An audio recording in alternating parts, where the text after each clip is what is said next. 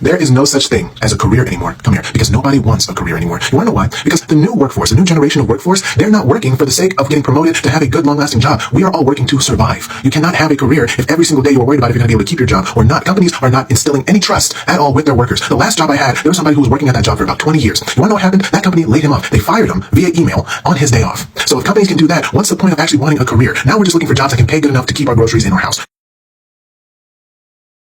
This video made me very angry, not because I think a lot of people are feeling that way. And so basically the way that employment impacts me, it makes me physically sick. Like I was saying, I've been doing pretty good, keeping on schedule. It affects my mental health. When I'm working, it's like I turn off everything and I just go into just working mode. And then when I start getting abused or harassed or any type of fucking malfeasance, I stay in that mode. And I'm just, like I said, just trying to, like he said, put groceries in your thing. And, that's where I'm trying to go. And then once I separate, it's like, it takes me a couple of months to recover. It affects me. It affects me mentally, spiritually. It affects me all around, everywhere. I talk about the clutter, the heart, the head, the home, the hips, right? So the past couple of weeks, it took me a while to, get back to ground zero where I can start building myself again. It's a whole freaking cycle and I'm tired of it. Let me know if anybody else goes through this. I had to talk about it. But for the past couple of weeks, I'm doing pretty good. Waking up in the morning, decluttering my hips by working out, decluttering my home by picking up stuff and cleaning, wiping down things. And then it comes to the point where eventually, like I said, the work thing hits you. You have to declutter your head from the things about work.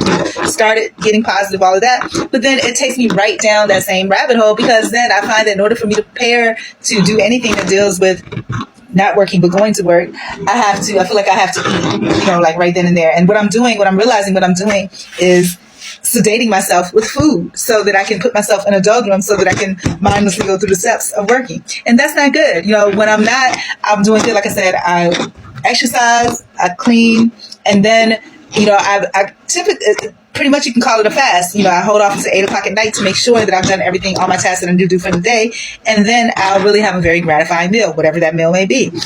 But I find that with work or the outlook of work, I'm like, okay, I got to prepare myself to work. And normally I don't say anything about it. I just do it because it's what you're supposed to do. So you just do it, But I need to express my feelings on it. I don't like it. And so I end up eating, I ate a couple sandwiches and then I'm going to have some soup and all this. And so by then you're too lethargic to, really give too much of a care or, put forth you're a billion percent because you put forth you're a billion percent and it's shattered on. And so then I realized after that, then I started getting a bad migraine. Might have been because of my claw clip was too tight, but still it impacts my health negatively. It puts forth bad habits. And it's almost like I said, the trauma is the work and the drug is the food for me. Other people may have other things that they use to cope, but I didn't realize that's what I was doing until this moment because I've been doing so healthy over the past week. And in this moment is when I realized that, not this moment, but the moment within the past hour or so, I realized that this is what I'm doing and it's not good and it's not healthy. So me being in recognition of this, I have to,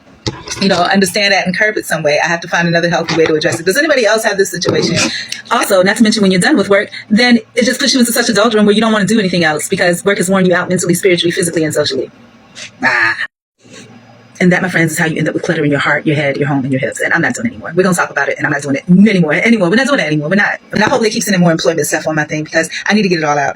I'm my own form of angry. I have feelings about it, and I want to express them. That's all.